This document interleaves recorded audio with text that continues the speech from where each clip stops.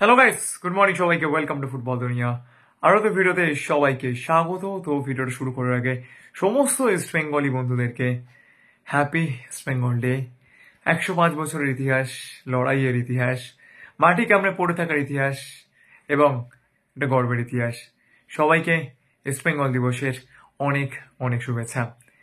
তো যাই হোক, ভিডিওটা তো বানাতে অনেকটা লেট হয়ে গেল। যে আপডেটগুলো শেয়ার করবো হয়তো এর আগেই তোমাদেরকে কেউ হয়তো দিয়ে দিয়েছেন। তো যাই হোক, কালকের সারাদিন খুব বিজি ছিলাম, একটাই মাত্র ভিডিও এসেছে।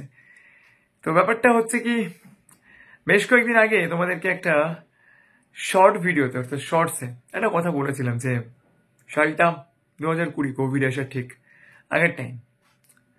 একজন ধনী ব্যবসায়ী তিনি ইস্ট বেঙ্গলে আসেন ইস্ট বেঙ্গল ক্লাবকে ইনভেস্ট করার জন্য, এবং তিনি এই মুহূর্তে কলকাতার অন্য আরেকটি ক্লাবের ইনভেস্টার। সেই ক্লাব প্রশ্নাতীত সাফল্য পেয়েছে, এটা নিয়ে কোনো ডাউট নেই। কিন্তু যেটা ঘটনা সেটা হচ্ছে যে সেই ব্যক্তির ডাকে সাড়া দেয় না ইস্ট বেঙ্গল। তথাকথিত একটা বড় শক্তিকে প্রতিহত করার সাহস দেখায় ইস্ট বেঙ্গল, এবং সেই সাহস দেখানোর পেছনে মাস্টার মাইন্ড ছিলেন একজন শীর্ষকর্তা, দেবব্রত সরকার, ময়দানের সকলের পরিচিত নিতুদা।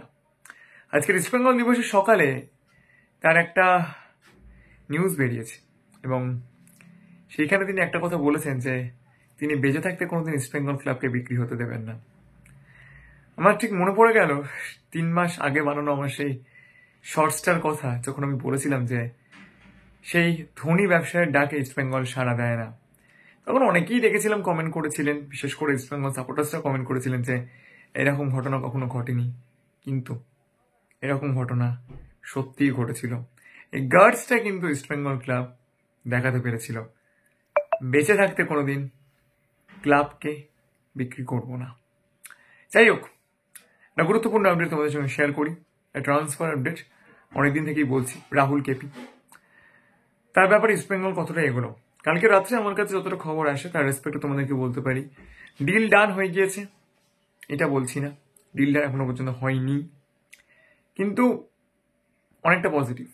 ইস্ট বেঙ্গল অনেকটা এগিয়েছে, এবং দেখো ট্রান্সফার মার্কেট অলওয়েজ ভোলাটাইল, যে কোনো সময় যে কোনো কিছু হতে পারে, এটা আমি বলছি। কিন্তু এই ডিলটা না হলে একটু অবাকই হব, এইটুকু তোমাদেরকে বলতে পারি। হবেই, এটা বলার মতো জায়গা আসেনি। আবারও আমি বলছি, ডিল ডান এখনো পর্যন্ত হয়নি। অন্য কোনো ক্লাব রিভাইজড কোনো অফার করতেই পারে, এবং আমরা দেখেছিলাম যে জিকসনের ডিলটার ক্ষেত্রে যেরকম ঘটনা ঘটেছিল সেরকম কিছু হয়তো হতে পারে। কিন্তু ইস্ট বেঙ্গল অনেকটা পজিটিভ, এইটুকু তোমাদেরকে বলতে পারি রাহুল কেপির ব্যাপারে।